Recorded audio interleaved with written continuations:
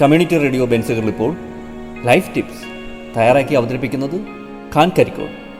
സാങ്കേതിക സഹായം ബോണി ജെ ബേസി.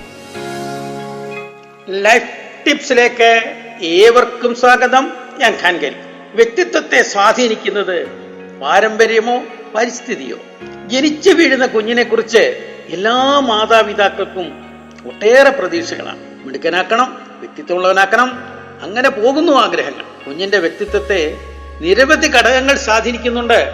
മാതാപിതാക്കളുടെയോ മറ്റു കുടുംബാംഗങ്ങളുടെയോ അറിവിൽപ്പെടാത്ത നിരവധി കാര്യങ്ങളുമുണ്ട്.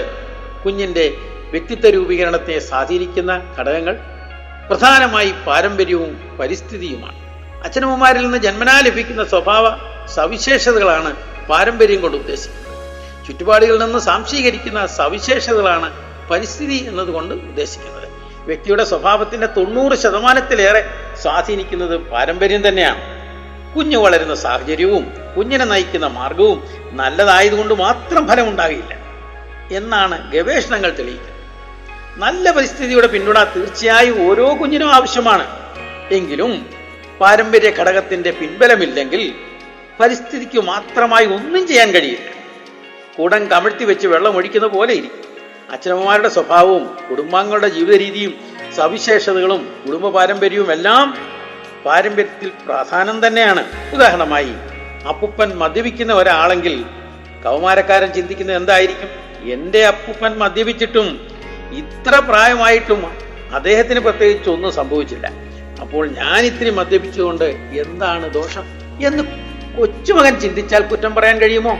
കുട്ടി സ്ഥിരമായി മദ്യപിച്ചെത്തുന്ന അപ്പൂപ്പനെ കാണുമ്പോൾ ആ ശീലം തെറ്റെങ്കിലും കണ്ട് അപ്പൂപ്പൻ ചെയ്യുന്നത് തെറ്റായി തോന്നുകയില്ല. തൻ്റെ മക്കളുടെ ഭാവിയെക്കുറിച്ച് ഉത്കണ്ഠയുള്ള വ്യക്തി ആദ്യം ചെയ്യേണ്ടത് തൻ്റെ പ്രവൃത്തികളെ ശുദ്ധീകരിക്കുകയാണ്. എൻ്റെ ഗുണങ്ങളെ എൻ്റെ മക്കൾക്ക് ലഭിക്കൂ എന്ന തിരിച്ചറിവ് ഓരോ മാതാപിതാക്കൾക്കും ഉണ്ടാകണം. ആയതുകൊണ്ട് നാം ഏവരും എന്ത് വേണം? പ്രായം എത്രയായാലും തന്നെ നമ്മെ തന്നെ ശുദ്ധീകരിച്ചുകൊണ്ടിരിക്കണം. ഒന്നുകൂടി പറഞ്ഞുകൊള്ളട്ടെ, കുട്ടി ഉണ്ടായ ശേഷമല്ല അതേക്കുറിച്ച് ചിന്തിക്കേണ്ടത്. വിവാഹത്തിന് മുൻപ് തന്നെ ചിന്തിച്ച് തൻ്റെ പെരുമാറ്റങ്ങളിൽ മാറ്റം വരുത്തിക്കൊണ്ടേയിരിക്കണം. നിങ്ങൾ പോലും അറിയാതെ നിങ്ങൾ ഒരു നല്ല വ്യക്തിത്വത്തിന്റെ ഉടമയാകും.